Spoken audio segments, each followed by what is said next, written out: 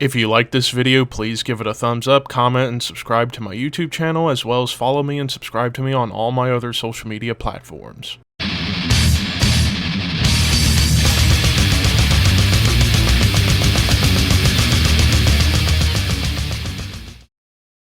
What's up, Thrashers, and welcome back once again to the Thrash Maniac 99 YouTube channel, and I am back with another album review. This time, we're taking a look at another underground release that kind of caught my eye to do a full review of, and as the latest offering from Switzerland technical avant-garde death metal band Anachronism with Meanders. So yeah, this is my first time checking out this band, as I got curious to check out this one considering I was doing research on Metal Archives, trying to find albums that I would be into checking out depending on the genre. And I saw these guys were listed as tech death, and then I looked on their page and I saw two bands they were compared to, Gorguts and Ulcerate. So I'm thinking, I'm expected a lot of atonal dissonance going on, and well, that is what I got. Pretty much the entire album, to describe it: atonal dissonance, chaos, and brutality. Like, but there's more to it than just that, I would say. Like, definitely, I would say this album, the best way to describe it, other than what I just said, tale of two halves. Like, both of the halves of this album are vastly different in terms of structuring and songwriting approach. The first half, the longer half, is where you get more of these, like, experimental, like, technical tremolos, crazy blast beats, the atonal riffing, and lots of dissonance. But you get, like, plenty of, like, brutal death metal-esque breakdowns on a couple of tracks, like, particularly the opening track, Contrast. You get, like, this really cool brutal riff and groove that feels like suffocation a little bit. But then it gets followed up by some quirky melodies that come through on top of time signature changes. The title track that follows starts off with more melodic atonal riffs, but they also kind of go back and forth between atonal and more vicious, brutal death metal riffing. Excuse me. And even some of the guitar work on this track has moments of, like, Obscura and even recent Job for a Cowboy. Like, I thought there were a couple of moments on this track where the guitars felt like something I would have heard off of the album Sun Eater by Job for a Cowboy. But then you get this, like, really cool, like, calmed down or more subdued section that kind of gives, like, a jazzy prog rock feel. And then it gets doomy at the end. Prism, the following track, begins with more kind of mixed together atonal and chuggy guitars. And there's even, like, a cool technical melody that comes in that feels like latter era death right before another big breakdown, and then more jazz sections. And then there was even a particular atonal line that kind of made me think of Gojira a little bit. Then you get to Source, which is the longest track of the album at 5.5 minutes. And pretty much this track was just all about setting a mood of brutality on top of dissonance. But there is a notable flying lead section on here that really caught my eye, that I really enjoyed. Other than that, this track, it was just all about setting a mood, setting an atmosphere, and just delivering on that atmosphere the whole time. Now, the second half of the album is where things start to get a bit more straightforward and a little more progressive rather than avant-garde or dissonant.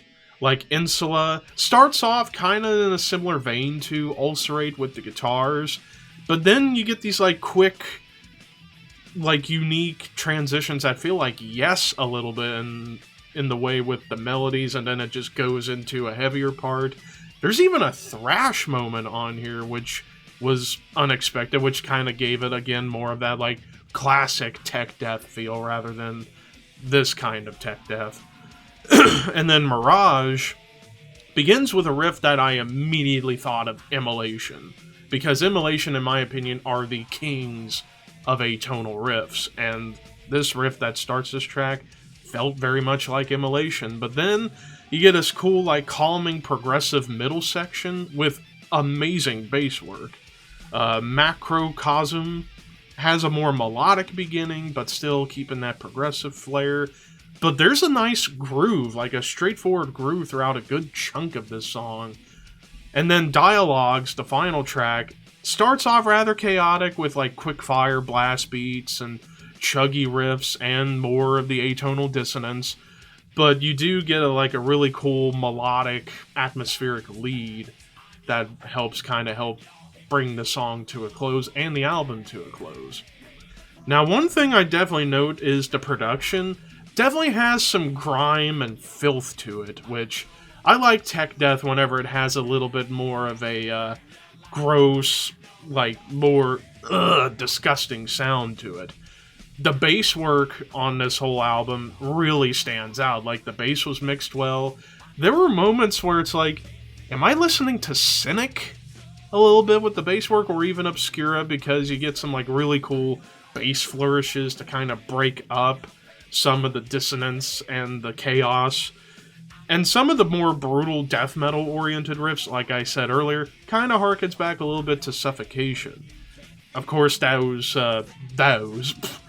dissonant atonal guitars definitely made me think of Ulcerate and Gorguts, and even a little Immolation. And I like how the drums had a bit of a jazz feel to them to kind of make things seem more experimental than they already do, but maintaining visceral aggression. The little melodies you get on here are very quirky and really unique. Not that many leads come up through this album, but when they do show up, it's all about atmosphere. And then the vocals, the front woman and guitarist Lisa, I almost forgot the vocals were done by a lady, because I thought at first that this was just typical brutal death metal guttural vocals by a dude, but no, it's a woman, and she is fucking brutal and guttural. So, and a hell of a guitarist too. Holy shit, I was blown away by that. But yeah, overall, I will say one complaint about the album is some of those atonal lines do kind of sound samey to me and don't feel like they vary them up too far. But it was more about atmosphere and moods as to when they would go in with the atonal guitars. But other than that, this is a really enjoyable album, really solid stuff. I'm going to go 8 out of 10 for this. There's a lot of potential on this album. Like I said, if you're into constant dissonant and atonal guitars, you're going to enjoy this. But for somebody who wants to hear it get broken up more than it was on here, then you'll still enjoy it. I still enjoyed this album. I do wish that things could have been broken up a little bit further and there could have been some more straightforward parts. But other than that, this is some good stuff. I highly recommend it. What did you guys think of Meanders by Anachronism? Let me know in the comments below, and until next time, horns high. See you guys later.